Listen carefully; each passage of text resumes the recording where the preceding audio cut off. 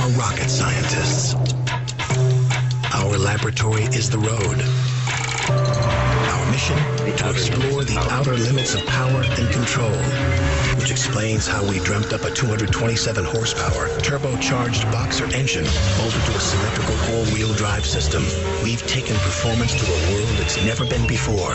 The Subaru WRX. We have ignition. The new Subaru. When you hear the word Subaru WRX, three things probably come to mind. One is rallying. Maybe. Two, tuning. Perhaps. But three, and the most important one, vaping. But I like to think about it as a car that helps change the car industry to the way it is now.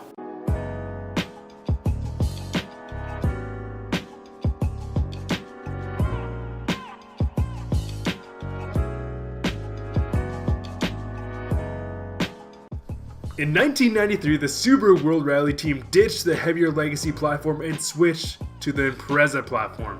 They were sponsored by State Express 555 Tobacco Company, which repped the gold and blue coloring. The gold and blue color scheme would soon become the signature color of every WRX, but we will get to that.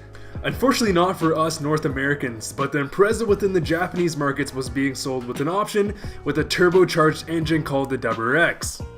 This generation had an EJ20 engine, 237 horsepower, 224 foot-pounds of torque, equipped with a 5-speed manual, and had a 2600 curb weight, which is a pretty crazy power-to-weight ratio. This generation also had a package called Type RA that was the extremist version. It basically just had no AC, no power options, and some extra goodies. Colin McRAE then went on to win many rally championships, which really helped boost the popularity of the WRX in the Impreza and made us North Americans salivate at the mouth.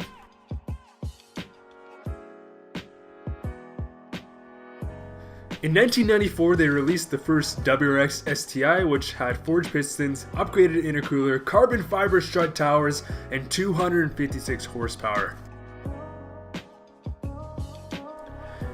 This model also sprung the blessed, the amazing Subaru WRX STI 22B. It was made to celebrate Colin McRAE's 3 championships as well as the Subaru 40th anniversary. It boasted an range of goodies. It made 276 horsepower, 268 torque, and only reportedly 424 were manufactured. And because of that, they are selling an auction for over $100,000. One car dealership actually has one listed for over $150,000, completely absurd but also really amazing.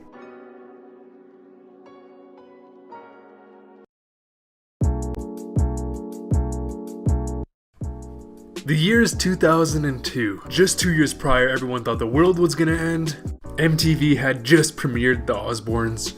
Eminem won a rap battle. YouTuber Jacob Sartorius was born. So as you can tell, America, we all needed something to rally behind. Literally. Because in 2002, we in America received our first WRX, which was the Bugeye generation. The Bugeye WRX made 227 horsepower, 217 foot-pounds of torque. It came with a 5-speed manual and had a curb weight of 3,085 pounds. The thing about the WRX, or just the Bugeye in general, is that it outperformed so many cars above or around its own class. With the 0 to 60 of 5.6 seconds, it was outclassing other cars like an Audi S4, Mustang GT, cars that it just shouldn't have been able to outperform for a fraction of the cost. In 2004, Subaru decided to give the WRX a facelift, which is now known as the Blobeye. Some of the major differences being the rear taillights, the front bumper, and some interior bits. That is not all though, because the Blobeye generation also came with a STI option. The Blobeye STI had 300 horsepower, 300 foot-pounds of torque, quite a bit more than obviously just the WRX platform, but it did also have a 3,300 curb weight, which is 200 pounds heavier. From 2001 all the way up till 2007 was still considered the second generation WRX. Between the Bugeye and Blobeye, this does make sense because the only major changes were exterior and interior bits, but whereas the Hawkeye, there was some major differences. The Hawkeye platform ditched the EJ205 and introduced the EJ255 that ran from 2006 all the way up to 2008. It made 224 horsepower, 226 foot-pounds of torque. It had a 5-speed manual and had a curb weight of 3,192 pounds.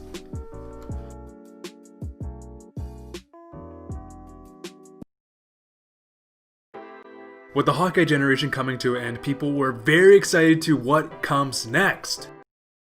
But then it happened. The biggest market crash the world has seen since the Great Depression.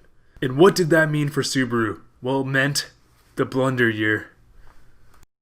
Subaru followed up on the legendary Hawkeye WRX with the Stinkeye WRX. It's not that the 2008 WRX was a bad car by any means, but in terms of Subaru standards and going from the Bugeye, Blobeye, Hawkeye and going into this generation, it really shocked a lot of fans. This generation went away from the more car enthusiast focused platform and went more into a car that could do everything. Someone regular would buy this car and still enjoy it, whereas obviously the more niche market, the more of the car enthusiasts would still buy this car and appreciate it. Except, did people enjoy it? No, because the 2008 WRX saw a lot of backlash from the community and forced them to make huge improvements for the 2009 WRX model.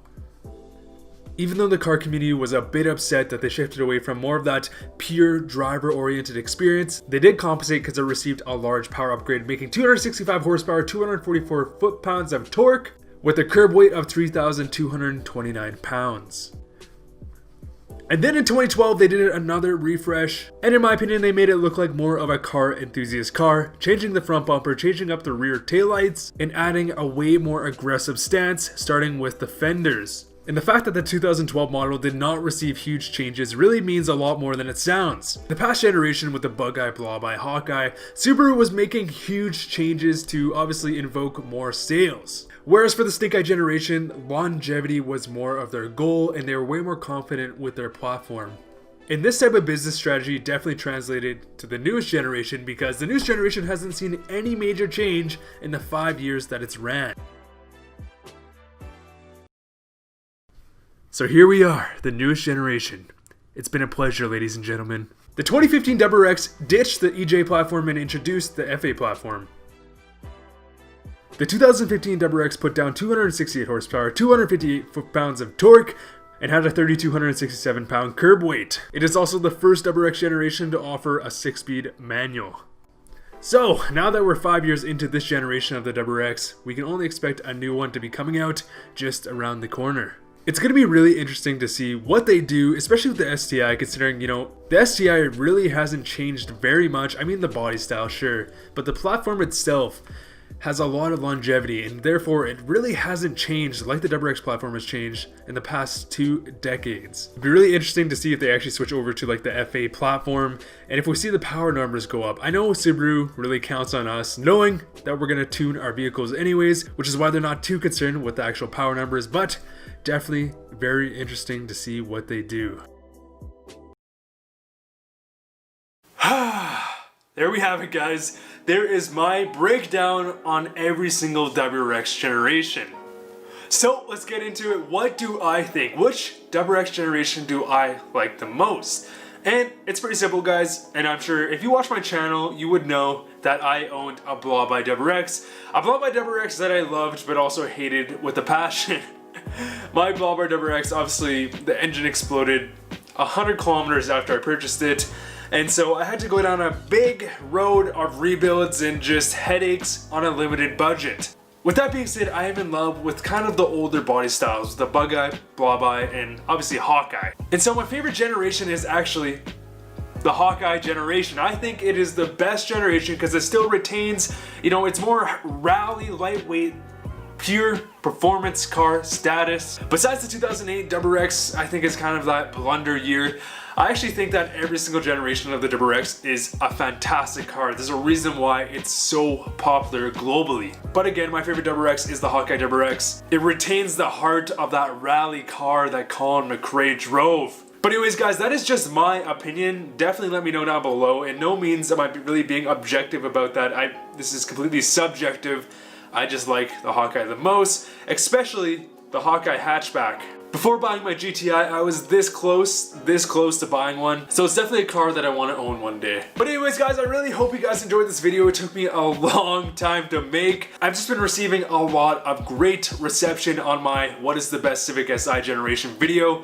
It's been randomly just getting a lot of views, and I really appreciate all the support, guys. You guys single-handedly motivated me to create this video that you're seeing today. These videos take a lot of effort, a lot of research, a lot of time to make. So if I do make them, I appreciate the support so much, guys. I mean, I can't say it enough. I have a blast making them, and I hope you guys enjoy it. But anyways, guys, thank you guys so much for all the support.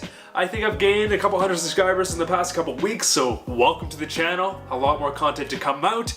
And also, I guess one thing to mention is I had a video called, a previous video called What is the Best WRX Generation?